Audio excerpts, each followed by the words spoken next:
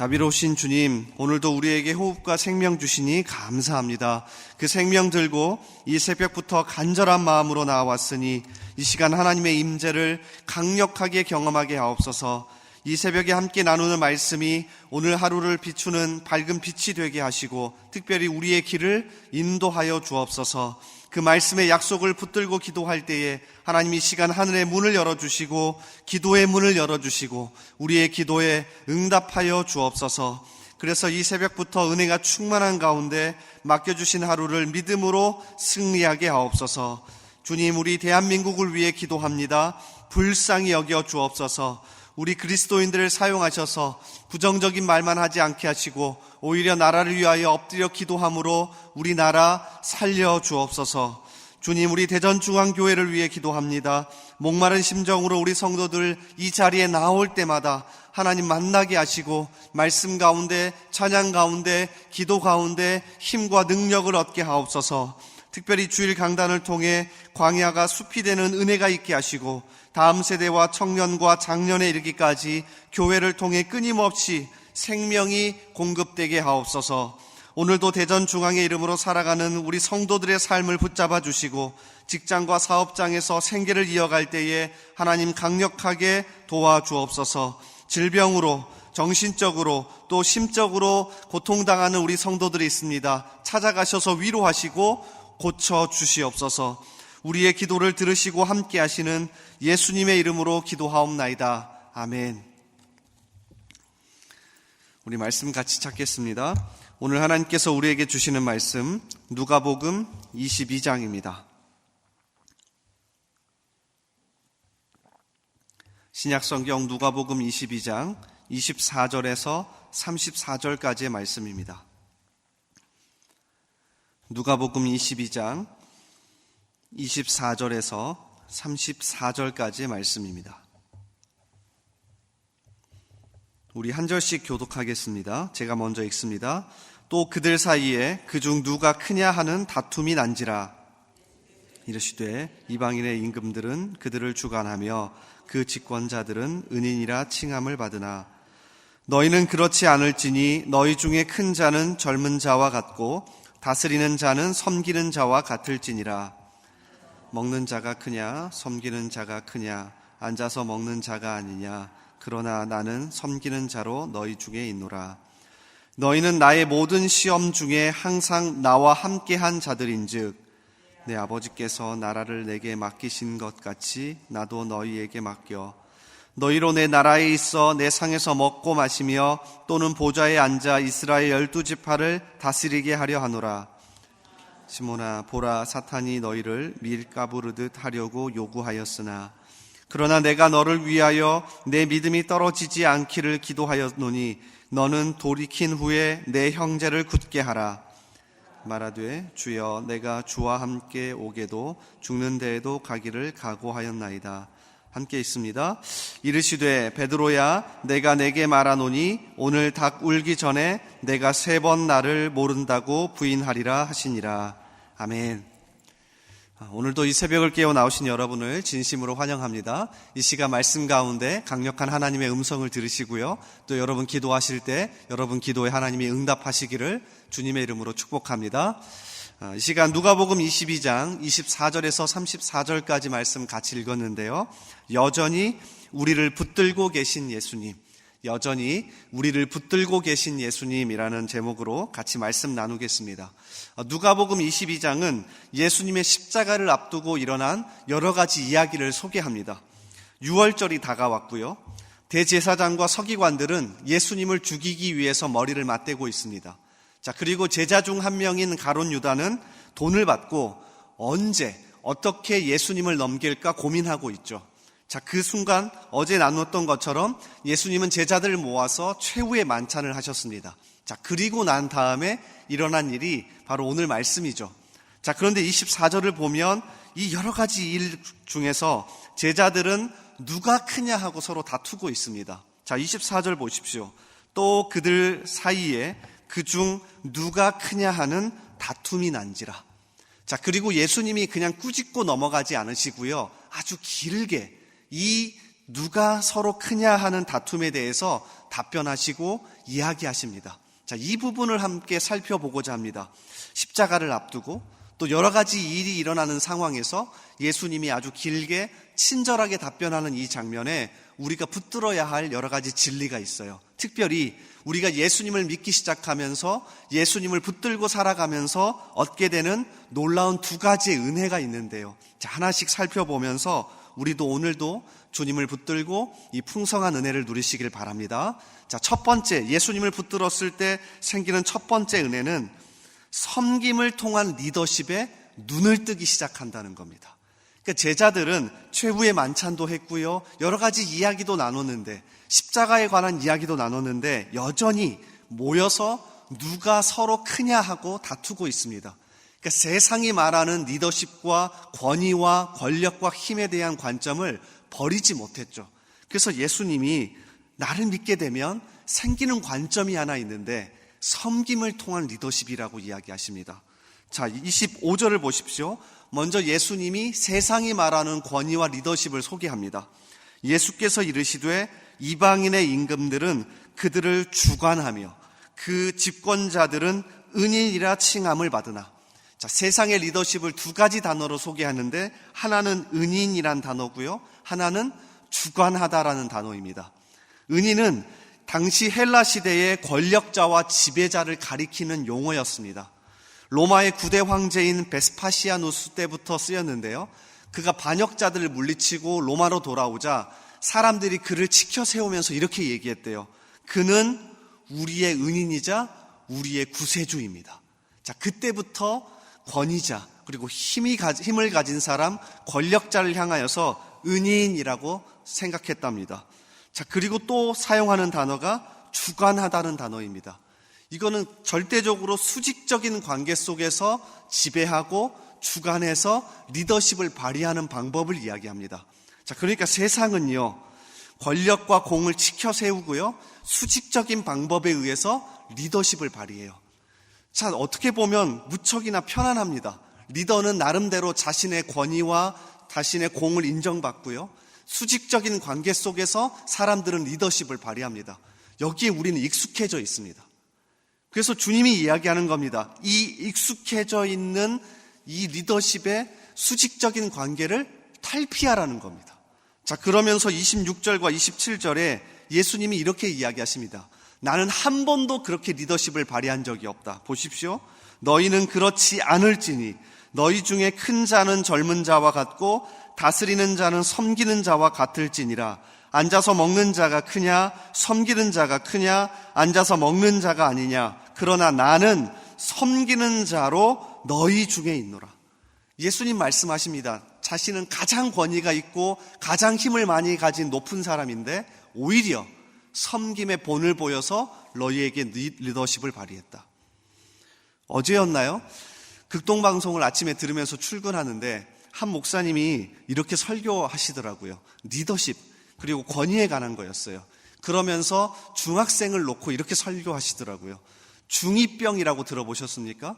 중학생, 특별히 중2 정도가 되면 도저히 말을 듣지 않는 엄청난 병에 걸려서 힘들어한답니다, 부모들이. 근데 그 목사님이 오히려 이렇게 이야기하더라고요. 부모들이 그리고 어른들이 잘못된 권위와 리더십을 발휘해서 아이들이 그렇게 된 겁니다. 자, 그러면서 이런 예를 들어요.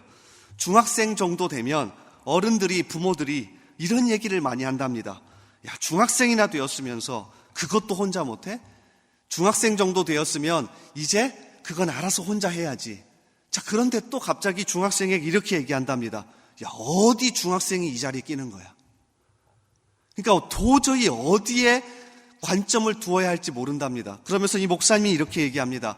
왜 부모들이, 왜 어른들이 아이들에게 그렇게 하는 줄 아십니까? 나도 모르게 수직적인 구조에 의한 힘을 발휘하는데 익숙해져 있답니다. 그래서 그 아이를 놓고요, 어쩔 때는 수직적인 구조에서 어디 아이가 이 어른들 자리에 끼는 거야. 그 어떨 때는 자기의 편의를 위해서 야, 그건 너 혼자도 못해? 이렇게 이야기한답니다. 근데 우리도 모르게 이런 구조와 힘의 방식이 익숙해져 있습니다. 조금 탈피합시다. 조금 내려놓고 내가 조금 불편하더라도 먼저 섬기면서 먼저 손을 내밀면서 리더십을 발휘하기를 소원합니다. 예수님이 먼저 보여주셨던 것처럼 우리 교회 안에서는 모일 때마다 내가 해야 되나? 내가 지금 움직여야 되나? 그게 아니라 저 사람이 해야 되는 거 아니야? 그게 아니라 누구든지 먼저 움직이고 누구든지 먼저 일어나서 섬길 수 있는 우리 모두가 되기를 소원합니다. 피터 넬슨이라고 하는 리더십 전문가가 리더십과 제자도라는 자신의 책에서 이렇게 말합니다. 교회 안에서 리더십은 일방적으로 위에서 아래로 내려오는 것이 되어서는 안 되며 겸손한 자세와 겸손한 섬김에서 나와야 한다. 기독교 공동체 안에 지도력이 있을 것이지만 그 지도력은 심지어 지도자가 가장 낮은 구성원들에게도 복종하는 것을 포함해야 한다. 우리 교회에서는요, 저 사람이 해야지 하면서 다들 엉덩이를 붙이고 있는 게 아니라 누구든지 나이와 상관없이 지위와 상관없이 엉덩이를 들고 일어나서 서로 섬길 수 있기를 주님의 이름으로 소원합니다. 자, 그런가 하면 두 번째 생기는 은혜는요, 더 중요한데요. 두 번째 은혜는 예수님이 여전히 우리를 붙들고 중보하신다는 겁니다. 그러니까 첫 번째 은혜는 섬김의 리더십에 눈을 뜨는 거고요. 두 번째는 예수님을 붙들고 예수님을 믿고 살아가기 시작하면 예수님이 항상 여전히 우리를 중보하신다는 겁니다. 여러분, 중보라는 단어는 우리를 구원할 때만 쓰는 단어가 아닙니다. 그래서 교리적으로도요, 중보라는 단어, 특별히 예수님이 승천하셨다는 단어가 무척 중요합니다. 예수님이 승천하셨다는 건 멀리 가셔서 나중에 재림 때에 다시 오시겠다는 그런 의미가 아닙니다. 예수님은 승천하셔서 우리의 보좌, 하나님의 보좌 우편에 앉아 계시죠. 단순하게 하나님의 오른쪽이라는 의미가 아닙니다. 하나님의 보좌 오른쪽은 권력과 권위와 모든 힘을 상징합니다. 무슨 말입니까? 예수님은 하나님의 보좌 우편에 앉으셔서 그 권위와 힘으로 지금도 예수를 믿는 우리를 위해 중보하시고 붙드시고 힘을 주신다는 겁니다. 여러분, 사도행전을 이어서 계속 읽어보십시오. 누가가 누가복음을 기록하고 이어서 사도행전을 기록하는데요. 사도행전 1장은 예수님의 승천으로 시작합니다. 자, 그래서 어떻게 계속 진행됩니까? 예수님이 승천하셔서 하늘로 올라가셔서 멀리 가버리신 게 아니라 여전히 우리를 도우시고 연약한 사람을 힘주시고 우리를 중보하신다는 내용으로 가득 차 있습니다. 그분의 영인 성령을 보내시고요, 여전히 우리를 중보하시고 인도하시며 다스리시죠. 그래서 우리에게 생기는 소망이 하나 있습니다. 오늘 비록 연약해도, 오늘 비록 넘어져도, 오늘 비록 실패한 것 같아도 끝이 아니라는 겁니다. 왜냐하면 예수님이 오늘도 우리를 붙들고 계시거든요. 여전히 우리를 놔버리신 게 아니라 붙들고 계시거든요. 중보하고 계시거든요. 그래서 우리에게는 소망이 생깁니다. 오늘 끝이 아니다. 오늘 말씀은 이걸 너무 잘 보여줍니다. 자, 베드로를 통해서 보여주는데요. 33절을 보시면 베드로가 이렇게 고백합니다. 그가 말하되 주여 내가 주와 함께 오게도 죽는 데에도 가기를 각오하였나이다. 그런데 이 고백이 오래 가지 못합니다. 아직 믿음의 실력이 없어서 바로 행동으로 드러나지 못하고요. 다음 날 십자가에 가는 날 결국 닭이 울기 전에 예수님을 3번이나 부인하죠. 자, 그래서 34절처럼 예수님이 예언하십니다. 이르시되 베드로야 내가 내게 말하노니 오늘 닭 울기 전에 내가 3번 나를 모른다고 부인하리라 하시니라. 그 실제로 베드로가 이것을 경험했을 때 다 실패한 것 같고 야, 나 진짜 아무것도 아니구나 좌절했을 수도 있습니다. 자, 그런데 끝이 아닙니다. 왜요? 오늘 말씀 31절과 32절을 보십시오. 예수님의 뒤에서 계속해서 베드로를 주님이 붙들고 중보하고 계셨습니다. 시몬아 시몬아 보라 사탄이 너희를 밀가부르듯 하려고 요구하였으나 그러나 내가 너를 위하여 내 믿음이 떨어지지 않기를 기도하였노니 너는 돌이킨 후에 내 형제를 굳게 하라. 베드로 뒤에서 주님이 계속해서 중보하고 기도하고 붙들고 계시더라고요. 그래서 베드로가 그날 밤에 예수님을 부인했던 그날 밤에 좌절하고 낭망하고 실패하고 끝나버린 게 아니라 우리가 잘 아는 것처럼 다시 일어나서 진짜 교회의 형제들을 붙들고 교회의 형제들을 굳게 하는 역할을 하지 않습니까? 그러니까 이 사실을 보시고 이 사실을 붙드셔야 합니다. 예수님이 지금도 살아계셔서 믿는 우리를 중보하시고 연약한 우리를 도우시고 오늘도 우리와 함께 하실 겁니다. 그러니까 이 사실을 붙들고 오늘도 일어서시기를 소원합니다. 두 가지를 같이 살폈습니다. 예수님을 믿기 시작하면 우리에게 눈이 띄어지는 게 있습니다. 아마 모이실 때마다 여러분의 엉덩이가 가벼워질 겁니다. 우리 그런 이야기 많이 하지 않습니까? 부끄럽지만 사역자인 저희도 우리끼리 모였을 때 눈치 봅니다. 막내인 제가 하겠지? 웃기지 않습니까? 다 같이 사역자인데도 막내인 저 사람이 하겠지? 여러분 그런 게 어디 있습니까? 예수를 믿기 시작하면 누구든지 자신이 먼저 엉덩이를 들고 일어나서 섬김의 리더십을 발휘한답니다. 우리 교회 안에 이런 일들이 많아지길 원합니다. 예수를 믿기 시작하면 오늘 실패한 것 같고 좌절한 것 같고 오늘 내가 별거 아닌 것 같은데 근데 거기서 끝나지 않는답니다. 우리 뒤에 누가 계십니까? 예수님이 여전히 우리를 붙들고 계신답니다.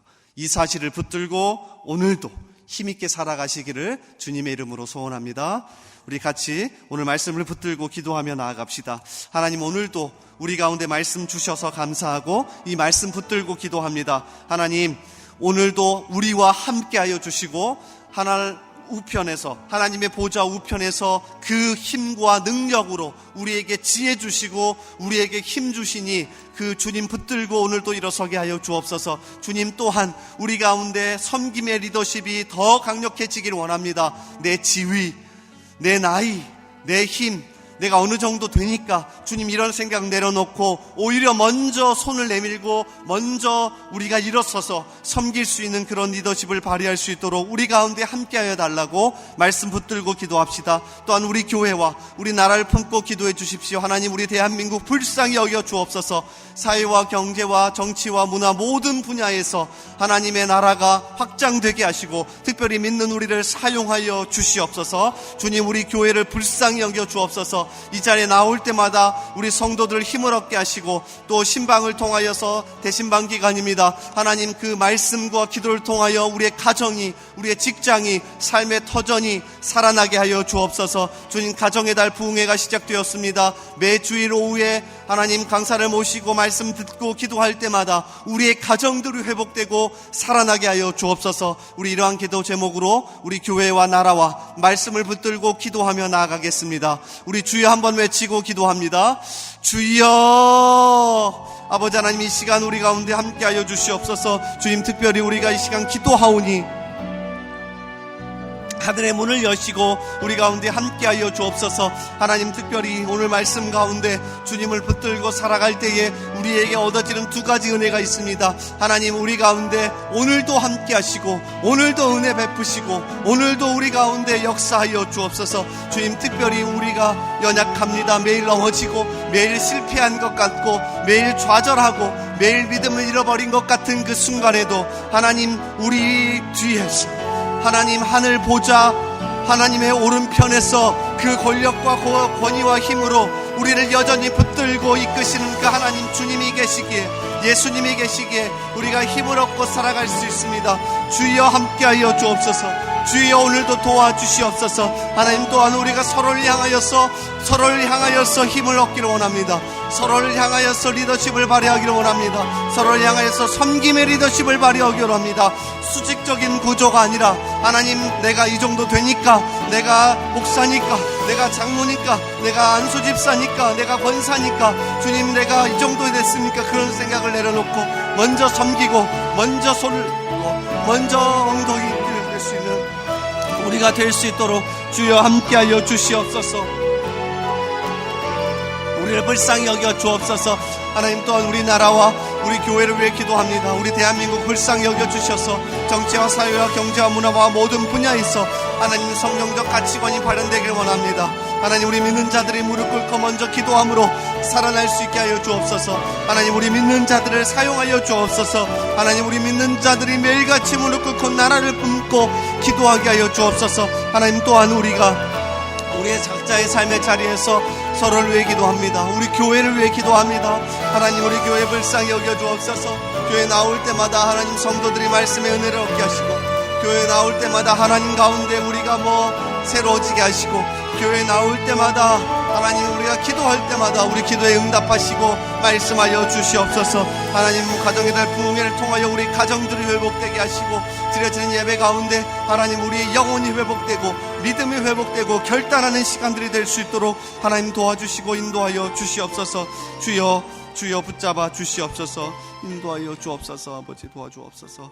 우리 계속해서 기도합니다. 매주 목요일은 특별히 전도 및 선교 사명을 위해 기도하는 날입니다. 이 시간 기도하실 때 주여 우리 위에 아버지의 마음을 부어주시사 많은 영혼을 구원하게 하옵소서. 우리 교회가 돕고 있는 파송 및 구원 선교사들의 가정과 사역 위에 은혜를 내려 주옵소서. 우리 교회가 선교적 교회로 전도와 선교의 사명을 감당할 수 있도록 성령으로 기름 부어 주옵소서. 그리고 계속해서 담임 목사님을 위해 기도해 주시고 함께 동역하시는 장로님들과 교육자들이 사랑으로 하나 되어 온 교회가 성령으로 충만한 가운데 부흥의 역사를 이루게 해달라고 전도와 선교 사명을 위해 합심으로 기도하신 후에 자유롭게 기도하시면 되겠습니다. 이 시간 기도하실 때 먼저 저를 따라해 주시기 바랍니다. 주여 아버지의 마음을 주옵소서. 주여 아버지의 마음을 주옵소서. 주여 아버지의 마음을 주옵소서. 주여. 우리 주여 한번 다시 외치고 계속해서 기도합니다. 주여. 아버지 하나님, 이 시간 특별히 우리에게 하나님 아버지의 마음을 주옵소서. 하나님 영혼을 사랑하는 마음, 구령의 열정을 주시옵소서. 한 영혼 한 사람